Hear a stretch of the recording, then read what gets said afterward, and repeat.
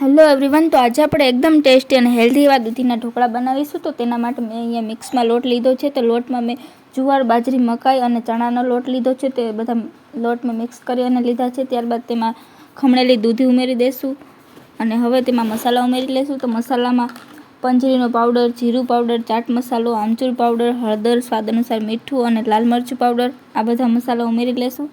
ત્યારબાદ તેમાં 1 નંગ જેટલું લીલું મરચું ઉમેરી દઈશું સુધારી અને ત્યારબાદ તેમાં 1 ચમચી જેટલું લીંબુનો રસ ઉમેરી લઈશું અને 2 ચમચી જેટલું તેલ ઉમેરી અને મિક્સ કરી લેવાનું છે.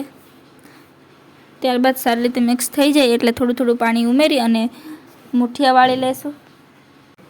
મુઠિયાને આપણે સ્ટીમ કરવાના છે, તો તેના માટે ઢોકળિયામાં પાણી ઉમેરી લઈશું અને તેના ઉપર ડીશ મૂકી અને બધા મુઠિયા જે તૈયાર કર્યા છે તે તેના ઉપર મૂકી અને તેને 30 મિનિટ માટે સ્ટીમ કરી લેવાના છે.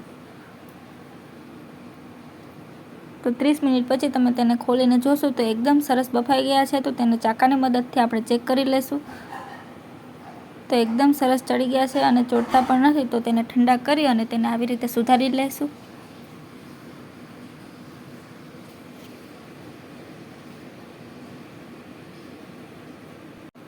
તો હવે તેનો વઘાર કરી લઈશું. તો તેના માટે 1 ચમચી તેલ ગરમ કરવા મૂકી દઈશું. તેલ ગરમ થાય ત્યાં સુધીમાં બધાય મુઠિયાને ઝીણા પીસીસમાં કટ કરી લઈશું. તો તેલ ગરમ થઈ ગયું છે. તો તેમાં 1 ચમચી રાઈ ઉમેરી અને તતડી જાય એટલે તેમાં સૂકેલું લાલ મરચું, થોડાક લીમડાના પાન અને 2 ચમચી જેટલા તલ ઉમેરી અને ઢોકળા ઉમેરી લઈશું.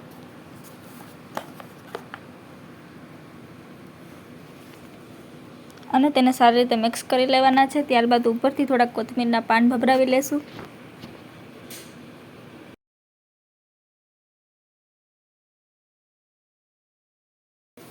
તો તૈયાર છે એકદમ સુપર ટેસ્ટી અને હેલ્ધી એવા દૂધીના ઢોકળા.